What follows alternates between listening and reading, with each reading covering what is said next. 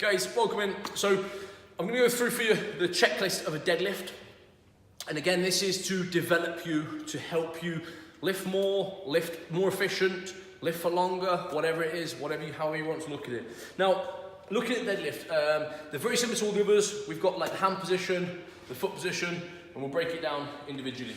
So first things first, like hand position. Now, quite simply, this is different to the different person because of the length of the arms. Now, quite simply, if I had really, really long arms, I think mine are medium sort of size, but if I had really long arms, then I would be closer in because there's less to travel. And at the end of the day, a deadlift specifies that you have to be fully locked out. It doesn't mean where your arms are. The wider you hold out, obviously, the further you have to travel. So just bear that in mind as you think about how you're going to hold the bar.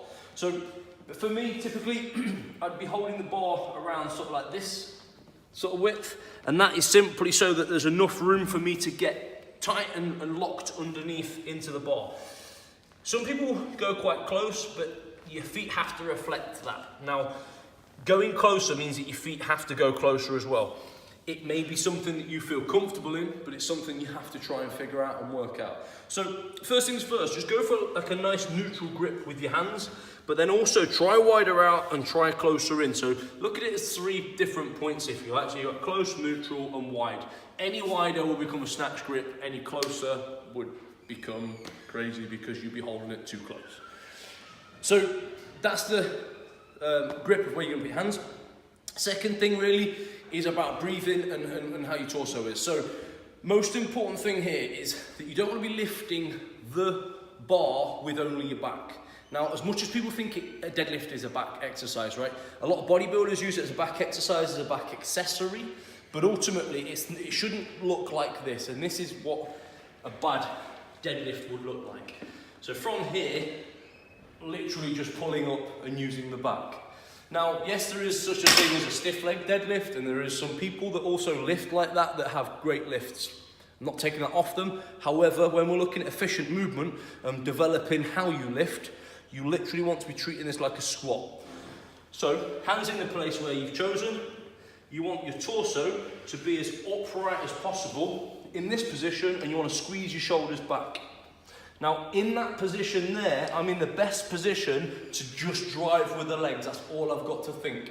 I've not got to think about how I'm pulling it up or anything like that. So again, in this position, lock down, breathe in, squeeze back, drive straight through.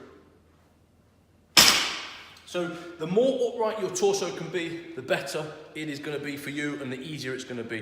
Now obviously, as you fatigue and as the bar gets heavier, as the weight gets heavier, you will roll forward more, but again, it's about squeezing the lats, squeezing the rhomboids, and then picking your head up so that your chest is up. One huge tip I'll tell you why we're at this point is make sure that your shoulders aren't over the bar. They want to be level with the bar, or even behind if you can.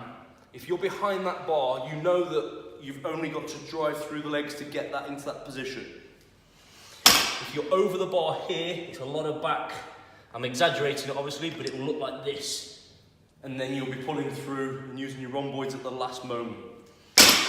So, really important with the breathing. So, as you hold on to the bar, as you're in position,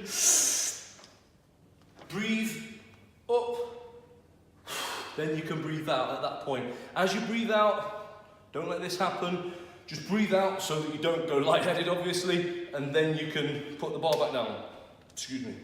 So, other than that then, feet position. Now, feet position is obviously just as important as the hand position.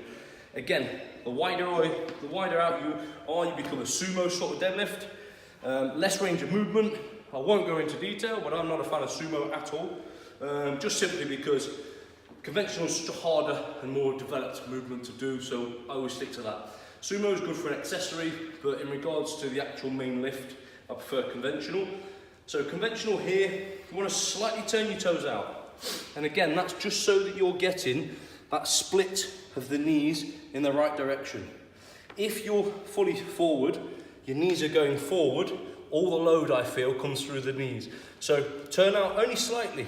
It's not a huge amount, but you're turning out very slightly just to engage your glutes and your hamstrings at that point. And then when you're into position, you want to make sure that the bar is around the knuckle of the toe. So with the bar around the knuckle of the toe, hands in the right position, that is my start position for the deadlift.